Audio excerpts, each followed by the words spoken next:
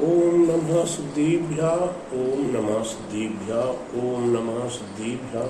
मंगलम भगवान वीरो मंगलम गोतमंगली मंगलम कुंद कुंदारियो जैन धर्मोस्त मंगलम सर्वमंगल मंगलम सर्व कल्याणकारिकम प्रधानम सर्वधर्माणाम जैनम जयतु शासिनम जैनम जयतु शासिनम जैनम जयतु शासिनम। बोले समय जिन धर्म की जय, बोले विश्व धर्म की जय, श्री मानव धर्म की जय, पटना जी शासन की महावीर भगवान की जय। श्री दीक्षित नेमिगिरी नेमिनगिरी मूल श्री खयाठ आदिनाथ भगवान की जय। द्वादशांगी जीन वाणी माता की जय। आचार्य गुरुवरि स्वाद परम तपस्वी पंचरी परम तेसी संत शिरोमणि पंचवर्ष के जल के त्यागी सुमन सेनानी ज्ञान वृद्ध तपो वृद्ध वयो वृद्ध आचार्य श्री स्वाद नेमी सगर जी महाराज की जय। भाग्यात्मा, जैसा कि आप सभी जानते हैं कि हमारी जिनवाणी माँ 11 अंग और 14 पूर्व में समावेश है, जिसे हम द्वादशांग जिनवाणी माँ भी कहते हैं। अभी आपको पिछले दिनों में क्रमशः 11 अंग के संबंध में बताने का प्रयास किया गया था। आज 14 पूर्व के विषय में संबंध बताने का प्रयास किया जा रहा है। 14 पूर्व में सबसे पहला अंग है, सबसे पहला पूर्व है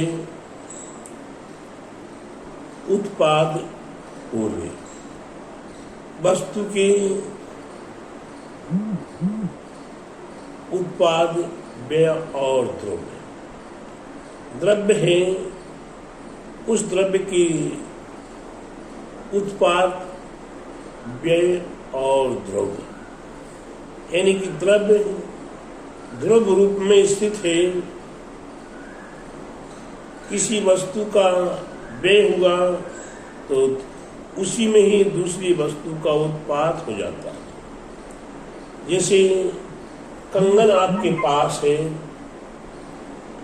चाहे सोना है, सोने का कंगन आपके पास है और उस कंगन को आपने सुनार के पास जाकर कंगन को गलवाकर उसका हार बनवा लिया, उसकी चेन बनवा ली, तो सोना ध्रुव रूप में स्थिर है, वह द्रव्य है। कंगन रूप का व्यय हुआ और चेन या हार के रूप में उत्पाद हुआ, तो यह द्रव्य उत्पाद व्यय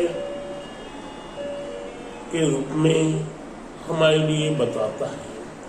केवल मात्र ये तो एक उदाहरण है।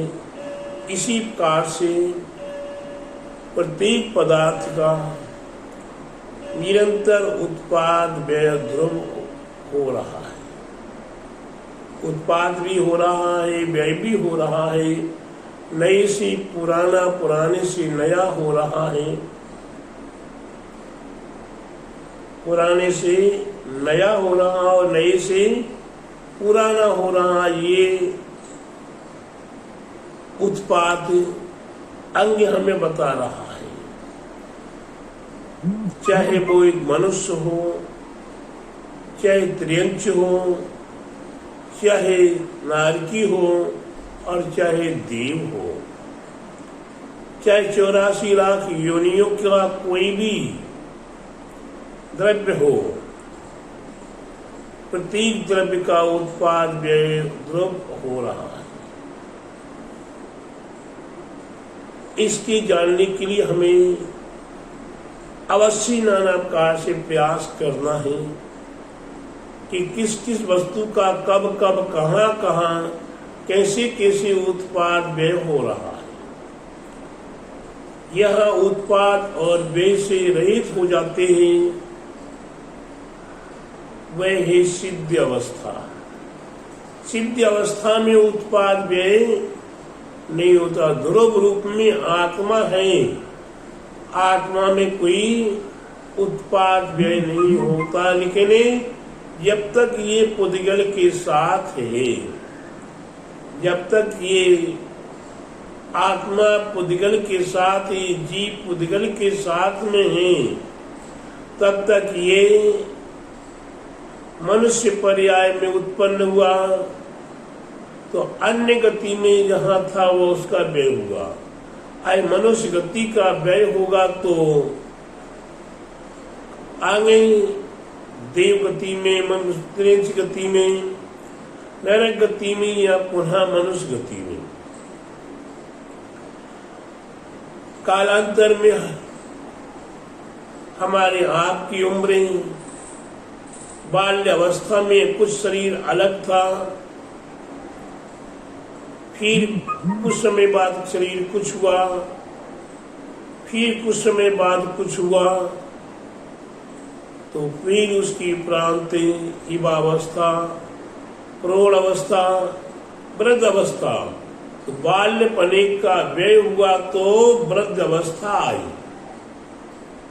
या बाल्य अवस्था का व्यय हुआ तो जवान अवस्था आई। जवान अवस्था गई तो प्रौढ़ अवस्था आई, प्रौढ़ अवस्था गई तो वृद्ध अवस्था आई, और वृद्ध अवस्था में मृत्यु होगी तो फिर दूसरी गति में उत्पन्न होगा। तो यहाँ व्यय वहाँ उत्पन्न, ये निरंतर अनाहत रूप से चलता चला आ रहा है। इसलिए प्रत्येक भव्यात्माओं को ध्यान रखना है कि ये उत्पाद पूर्व हमारे लिए कब कब, कहाँ कहाँ, कैसे कैसे, किन किन पदार्थों का उत्पाद हो रहा है, किन किन पदार्थों का व्यय हो रहा है, और वस्तु स्वरूप द्रव्य जहाँ का तहाँ स्थिर है, वह कभी बिगड़ने वाला नहीं है, वह कभी मिटने वाला नहीं है। तो ये जीव पर्याय से पर्याय अंतरों में भटक रहा है, 8 कर्मों के अधीन है। 8 कर्मों में नाना प्रकार के परिवर्तन हो रहे हैं। 148 कर्म में 8 कर्मों के प्रभेद हैं, और उन 148 के और भी कर्मों के साथ संबंध जोड़ने से अनेकों प्रकार के भेद रूप हो जाते हैं, और उन अनेकों रूपों में हमारे आप का उत्पाद व्यय हो रहा है। ऐसी अवस्था में हम कब किस किस समय कैसे किसी पुण्य पाप के परिणाम कर लेते हैं, और वह पुण्य पाप के कर्म हमारे लिए कब कब, कहाँ कहाँ, कैसे कैसे झेलना पड़ेंगे। इसलिए प्रत्येक भव्य आत्माओं को ध्यान रखना है, उत्पाद व्यय को जानने की अति आवश्यकता है, और वस्तु स्वरूप द्रव्य रूप में स्थिर है। इसको जानने के लिए, इसको बताने के लिए हमारे पूर्व आचार्यों ने, तीर्थंकरों ने हम भव्य आत्माओं के लिए 1 करोड़ पदों के माध्यम से समझाने का प्रयास किया है।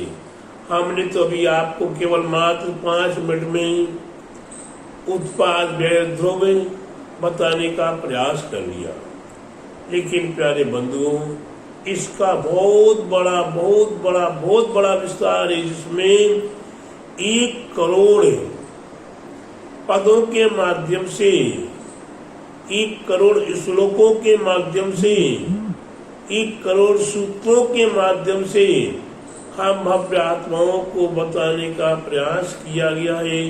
इसमें प्रवेश करें, इसकी जानने की कोशिश करें, और अपने जीवन को सार्थक करने का प्रयास करें। यही हमारा हम सभी भव्य आत्माओं के लिए ऐसे लॉकडाउन अवस्था में या कोरोना बीमारी निरंतर वृद्धिगत होती चली जा रही है और ऐसी कोरोना बीमारी में कितनों का उत्पात हो रहा है और कितनों का व्यय हो रहा है, कितने मनुष्य मृत्यु के घाट उतर रहे हैं और कितने जीव हाय हाय करके नरक और निगोदों में पहुंचकर उत्पात हो रहा है। तो ये जिन मनुष्य पर्याय में व्यय और नरक नरक आदि पर्याय में उत्पात हो रहा है, इसको ऐसी अवस्था में हम देख रहे कि ये कोरोना बीमारी महा बीमारी है। इससे बचते हुए भी अपने जीवन को सार्थक करें और ज्ञान की वृद्धि के लिए हम उत्पाद पूरी का चिंतन करें, मनन करें और अपने जीवन को सार्थक करें। बोले महावीर भगवान की जय, बोले द्वादशांगी जीन वाणी माता की जय, बोले आचार्य गुरुवर स्वाठे परम तपस्वी उलचरी परम तेसी संत श्रोमणी पंचवर्ष के जिनके त्यागी सुन सेनानी ज्ञान वृद्धि तपो वृद्धि वयु वृद्धि आचार्य श्री ईश्वर निमि सगर जी महाराज की जय। जा वाणी की जानते सूर्य लोकालोक, शिव वाणी मस्तक नमो सदा देत हो लोक। एक दिन वाणी भारती तू ही जपो दिव्येन, जो तेरी शरण आ गई सो पावे सुखेन। देव जीवनंत को गुरु से भू निर्ग्रंथ, दया धर्म पालो सदा यही मोक्ष का पंथ। सभी नोबार नमोकार महामंत्र का ध्यान करेंगे।